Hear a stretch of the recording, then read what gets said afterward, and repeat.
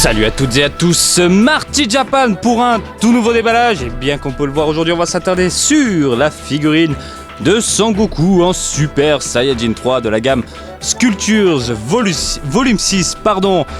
On s'est déjà attardé sur la version couleur, cette fois-ci on s'attarde sur la version prototype. Donc on a ce joujou là, et bien on va le découvrir ensemble sous cette forme précise en noir et blanc, qui est destiné principalement aux peintres et aux gars, aux artistes en herbe, j'ai envie de dire, qui aiment s'attarder sur ce genre de figurines et de les peindre de la façon dont ils le souhaitent. On a ici Banpresto à l'édition, donc voilà, boîte sobre, simple, noir et blanc, on découvre l'intérieur. Hop là, carton de protection et gros joujou. Ça change pas, ici 1, 2, 3, 4 pièces pour le socle et 2 grosses pièces pour Goku. Voici Goku en noir et blanc. Qu'est-ce que je peux dire? La modélisation est la même, donc faut pas se leurrer, on a exactement le même produit en noir et blanc, donc des cheveux ronds, des vêtements déchirés de ce côté-ci, de ce côté-là, par-ci par-là, voilà. On est loin du produit qu'on nous avait promis il y a quelques semaines et mois en arrière, mais ce que je peux remarquer, c'est qu'on a des parties un peu plus prononcées, ça se voit mieux. Je vous donne un exemple au niveau de la main, on aperçoit les veines, chose qu'on ne voit pas vraiment avec de la couleur plastique. Qu'est-ce que je peux dire d'autre? Ici les vêtements déchirés. Non, dans l'ensemble, j'ai l'impression qu'elle est mieux.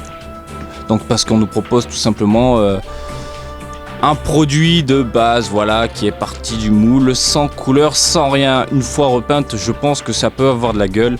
Je pense que si nos amis artistes français, japonais, américains, tout ce que vous voulez, s'attardent sur ce genre de détails en les mettant en valeur, en utilisant des nuances et des tons de couleurs plus ou moins prononcés, je pense que le résultat final peut être sympathique. Dommage, encore une fois, de nous proposer un produit qui n'est pas identique à ce qu'on nous avait promis.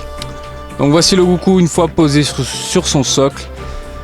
Je vais être sincère, en noir et blanc, je préfère ce modèle-là, voilà.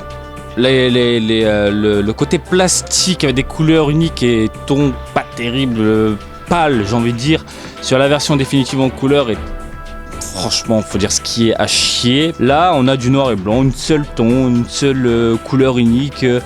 Basta, on arrive à voir du coup les veines un peu sortir du bras. On arrive à voir un peu plus les déchirures au niveau des vêtements.